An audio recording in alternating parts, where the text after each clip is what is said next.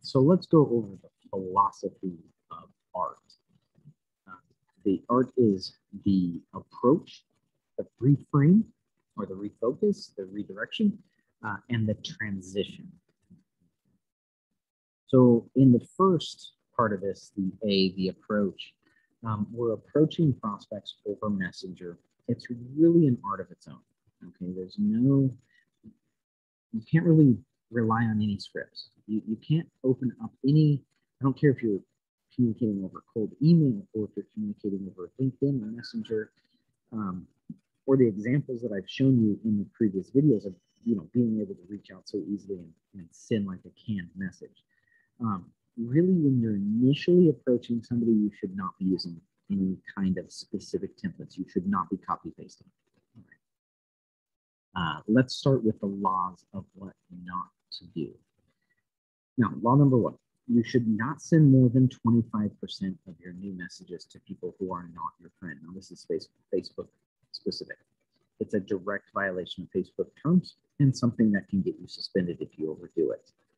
You should never copy and paste paragraphs or pitches during the approach.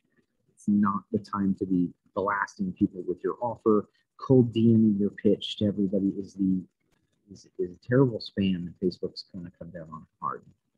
Law number three, you should never send links on the first message. Facebook will see that as spam, and they will actually block your link. I've had domains canned forever. I still can't use them. Law number four, you should not be following a script. Conversations are organic and will never go as planned. So really the approach is a whole new art, and it's really the art of connecting with people. Law number five, seek first to understand and then to be understood. Law number six, do not get overly attached to any single one conversation. Move on if it's not going the way you want it to. Now let's cover what you must do to be successful. You must avoid triggering fire defense mechanisms. Right? We all see ads. We all receive cold emails and cold pitches and that sort of crap. And we have kind of like this post-traumatic sales disorder when it comes to it, and it triggers these scripts that are embedded in our mind to be like, this sounds like a sales pitch. This sounds like something salesy, and you just throw up walls and block it. All right. And so we don't want to do that. We don't want to trigger any of those mechanisms. There's a clear difference when somebody approaches you that is friendly, and there's a clear difference in I should say, when that person wants to be a friend, and when somebody approaches you and you get that hint of like, I feel like this is going. Why are you asking me about my daily workout routine? Like, who the hell are you, right? Okay, so you must have conversations with the prospects in the same way that you'd have them with a real friend. The number one thing that will trigger buyer defensiveness is making it feel like a sales pitch. We don't want to do that. Now, you should be having real conversations with these prospects in the same tonality that you'd have a conversation with a close friend or family member. The approach portion of the framework is designed to connect, to build trust, and to lower defensiveness. So approach goal number one, get a reply. That's number one. Get them to reply for a number of reasons. One of those reasons being that if you're sending out messages and not getting replies, Facebook will see that as spam. Nobody wants to talk to you. So you want to get your reply rate up for Facebook. The same goes for cold email. If people don't reply to your cold email, Google will see it as a spam mechanism, a spam flag, and start dropping you in the spam folder, whether or not people care that you're spam or whether or not you are. So the first thing that you want to do in anything is just get some kind of reply. Okay. Short openers that show you're a friend are the best way to maximize your reply rate. And if the individual does not reply after a few weeks, then unfriend them and move on. No big deal. So making a connection statement about something you love about them or their content is the best way to lower defensiveness and increase your reply rate. Remember the book, How to Win Friends and Influence People. The number one thing that he said is the best way that you can get more people interested in you is being interested in more people. So be interested in them. Find something to like about them. Compliment them on something of that nature. All right, approach goal number 2. Once we've gotten them to reply, we want to build trust and rapport. That is goal number 2. We want to showing the prospect that you're like them is the best way to build rapport. Now, this isn't that you do like them. This is that you are like them. Two very different things. State what you have in common with prospect from geography, interests, politics, experiences, anything like that. And in the same way that when you're driving in another state, and or let's say you're in another country traveling, and you see any person from your country, and you're like, oh, hey, we're from the same place, awesome, you're amazing, blah blah blah. Then you could see them in your country and you don't care. But maybe you're in the United States and you see somebody from a different state while you're out of state traveling. You see a license plate from back home and you're like, oh, hey, you're from the same state as me. It's awesome. But when you're in your own state, you can care less, right? So find the common interests, anything that you might have, and just relate with them. Show them that you are like them. Approach goal number 3. Now that you've gotten them to reply, you've built a little bit of rapport with them, you've connected with them. Now we want to crack the egg. And when I mean crack the egg, I do not mean that you're going to pitch. That is not what cracking the egg is. I don't mean build rapport and drop your pitch on them. You should never be posting your pitch in any message on cold email and messenger. Like, that's not a place for you to be posting any kind of pitch whatsoever. Your only goal in Messenger is to get people onto a sales call. That's it. And most of the time, most of the sales calls that I'm taking are from people that have no idea what it is that the company offers, never heard about the company before, and still getting insane close rates. So cracking the egg. With this goal, your job is to get to the emotions behind the surface conversation. It's the emotions that anchor the prospect in buying mode. This is where the tactical empathy comes into play, and relating to your prospect's empathy for their situation. So getting down to the emotions quickly is best done by using their urge to set the record straight. This is, and you can do this by dropping an exaggerated or provoking fact, quote, or figure associated with their problem or pain. All right. So what you can do, you must identify like an enemy for the prospect and then exaggerate the positives of this common enemy. And that's a great way to provoke a response from them. And people will want to set the record straight. It's a problem on social media, but let's use it to our advantage. Now, what you can do is you can cite a source. You can say, oh, I was just reading. Hey, I was just told, I heard, I thought. That sort of conversation opener to point to some external quote or figure. And then you're really working to like elicit complaints out there. The number one way to get down to an emotional conversation with somebody is to literally get them complaining. I mean, complaining is like an emotional, heartfelt thing. Right? It's not really surface level. It's something that people, that's how they talk to their spouse or significant other, their best friend. They're complaining about everybody else and everything. So when they start having these kind of complaining conversations with you, then you can quickly get them down to the emotions of the problem they're having. Right now, I'm just going through the philosophy of this strategy. I'll show you how it all plays out in the next video. You need to ask yourself what this person has been complaining about or what they are likely to complain about, and then craft a provoking statement to elicit those complaints. And when done correctly, your prospect will begin spilling information, which will allow you to get down to the emotional conversation level quickly. So focus on your disbelief on the specifics that you want them to tell you more about. Okay. This is how we get them to focus and we control the conversation. Is that, they say, I make really good money. And then you can say, well, I can't imagine that you would get very good benefits for working with that company, right? So you have disbelief. You can't believe it. I don't think it's true. And being curious at the same time.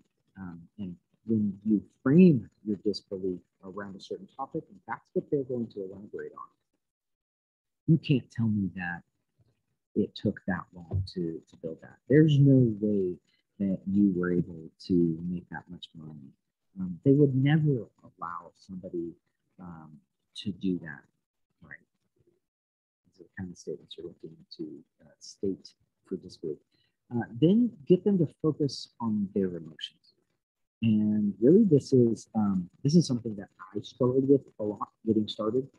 A little bit of childhood trauma, and so I kind of locked up my emotions, and I really didn't know how to kind of communicate on an emotional level with people. So it's something that I really had to practice, and I had to focus on my wife. What mood is she in? What is her face saying that she's not telling me? Is she smiling and laughing? Well, if she's not, her cup's not full. Why isn't her cup full? And what can I do to fill that cup, right? So we want to have these conversations emotional, like get down to that level. So you can say things like, well, I bet that's been tough for you. I bet that's been stressful. I bet that's been difficult. I can't imagine how I'd handle that if I were in that situation. I can't imagine how my wife would feel about, me dropping that much money on the business. That seems stressful, right? So when you kind of convey these kind of topics, people will elaborate on the emotions. So your goal here is to get the prospect to feel the pain of their problem emotionally, and then pursue the conversation with you. So if you dig into the situation, you kind of you connect, you get the reply, you build a rapport, then you figure out which situation that's going on in this art portion here, and that's the surface level pain, and then you get it down to the emotions. Once you trigger that emotion, it's like fish on. You're not going to get the hook out of the mouth very often. Okay, so you can lean out, you can disappear for a day or two, and they'll follow up with you, and that conversation will be easy to get back into if you've triggered emotion. Now, if you haven't triggered the emotion, then don't leave the conversation. Really, you should be continuing that conversation with them, bantering back and forth. I say, you say, I say, you say, and spend some time on that conversation until you hit the emotion. And then once you do, now you can kind of mix it in with your other conversations, okay, and not be so on point. Again, approach goal number one, get a reply. Then you want to build trust and rapport. Then you want to crack the emotional egg. That is the approach portion. And really, again, that is an art. That is something you cannot, there's no scripts for that. There's nothing, there's 1,000 ways that you can do it, 1,000,000 ways you can do it. It's not about what to say. Like I could give you the tactics of what to say in that portion any more than I have. Really, you need to be coming up with your own statements. And you wouldn't want me to, because if I said, say this, how's business? Shit, somebody already told somebody to say how's business, and now that's like the opening line of every business coach on Facebook is like, how's business? Wow. Kill it, right? Like you can't script that approach portion. It's got to come off authentic. The approach is all about getting the prospect to anchor in buying mode, and we do that by getting the prospect to talk about their emotions with us. So why do people make a purchasing decision? Consider that. The words you use make the difference between somebody buying and somebody walking away. It's literally the words. It's not the product. It's not the price point. It's not your competitors. It's not your branding. It's none of those things. It's the words that you use. Those make the difference between somebody buying and somebody walking away. If you don't know how to communicate in your marketing, you may be driving away leads. Okay? If you don't know how to communicate in Messenger, you'll get reported to Facebook and suspended. The reason that most people suck at marketing and even cold outreach is that they have their messaging completely wrong. In their offer, they'll talk about how many things they can do or all the features that are included. They'll send their offer through Messenger to anybody and everybody and just kind of spam it out there. It'll result in a near immediate block from the person they just sent a message to. The best ad I've ever seen was some guy that was recreating this actual thing in real life. He was walking up to strangers on the sidewalk, pitching his offer cold, and everybody just kind of ran away from him. It's quite hilarious, but it really gave you a sense of this is what you're doing. You might as well be out busking on the sidewalk, screaming your offer with a megaphone. Honestly, it's a very logical approach to do that, though. That's why everybody does it. The problem is that logic is exactly why it fails. People just are not logical. In a study, participants were given $10. They were then required to offer a portion of that $10 to their partner. If the partner accepted, both got to keep the money and the experiment was over. If the partner refused the offer, they both lost and neither person got to keep any money. Right? In the experiment, researchers found that neither person made their decisions economically. There was no rhyme or reason to a trend to the offers being made or the offers being accepted. If people were logical, the person making the offer would only ever offer $1, but that rarely happens. If people were logical, the receiving partner would have never refused any offer because any amount of money is better than none. But many people refused the offer. Now, this study revealed that people made their offers and accepted their offers based off of one thing: whether or not they felt the offer was fair. Now, fair is not an economical factor. It's an emotional factor. I'm sure that you've learned the term that people love to buy but hate to be sold. Being sold happens when a salesman attempts to use logic and manipulate the individual to buy. This creates like an external pressure when they're like, oh, we only have 5 seats left, you have to act now. Oh, we're giving you a discount on the phone. If you got to take action now to get the discount. Like, people hate that external pressure. It triggers the buying defense mode. Now, but that said, people still love to buy. And because making a purchase is an emotional event. What we've learned in marketing is that our messaging must be focused on the buyers. It must trigger the emotions in the buyer that put the buyer into buying mode. Only after the buyer is in buying mode will they try to use logic to justify their decision. I'm sure you've heard that before. So this is why we've just researched the emotions that are connected with the buyer's journey. We need to trigger the emotions in our marketing to attract our prospects. Now, we need to trigger the emotions when communicating in Messenger to convert prospects that we've just attracted to book appointments, and we need to trigger the right emotions in our prospects when on a sales call to get the sale. So why do people make a purchasing decision? Because they literally feel like it. It's all about emotions. Okay, so that was the A, the approach. So let's talk about the reframe. And this is where we reframe and refocus the conversation now that we've triggered the emotions. We do this by pointing out the gap in their situation. And so how do you get your prospects to feel like buying your offer? Well, to do this, you must build up the internal pressure in your prospect. You can build up the internal pressure by having your prospect focus on their identity gap. And you see that most people are living in their current reality, which most of them dislike. And this is like version A of who they are. It's what they're living right now. They want to become a more successful, more profitable, more capable, and ultimately a better version of themselves. And this is what we call as version B. So here's what A to B.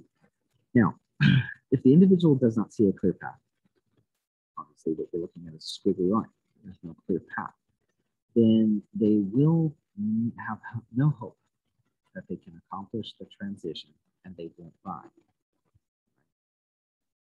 So they have to see a clear path. Now, if the individual is too close to version B, then they'll feel like that they can accomplish the transition on their own, and they won't buy from you. At the same time, you must widen the gap between version A and version B to make the transition seem like it's impossible to do on their own. Then you must provide a clear vehicle, that, which is your solution, for them to accomplish the transition so that they feel like they can get the results they want, but they have to use your vehicle to get there.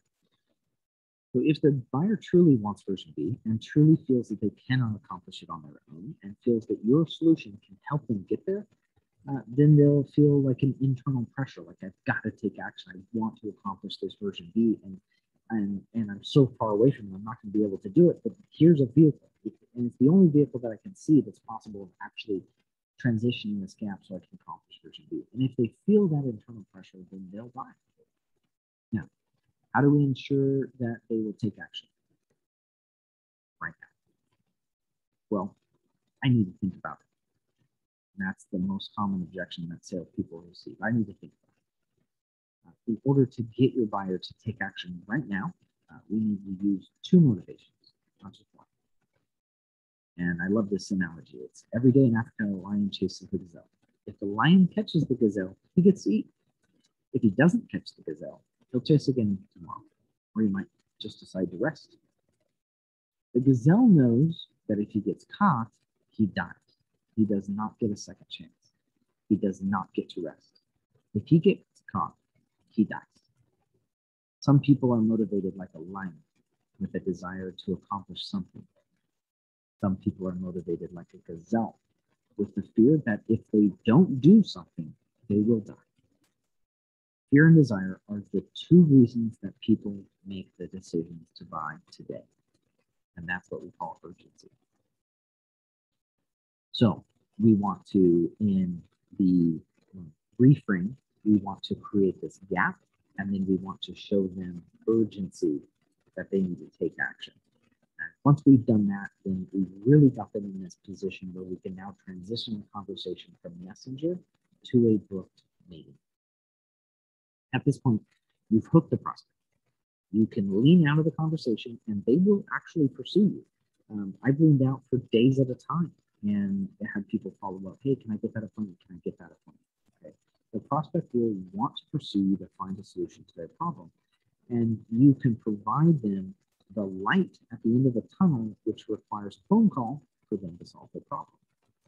That's the way to get them to book a call with you. So here's the philosophy of A.R.T. And it is the art of prospecting. We have the approach. We're connecting with the prospect on an emotional level. We're reframing and refocusing the conversation on the buying gap and the urgency to take action. And then we're transitioning to a booked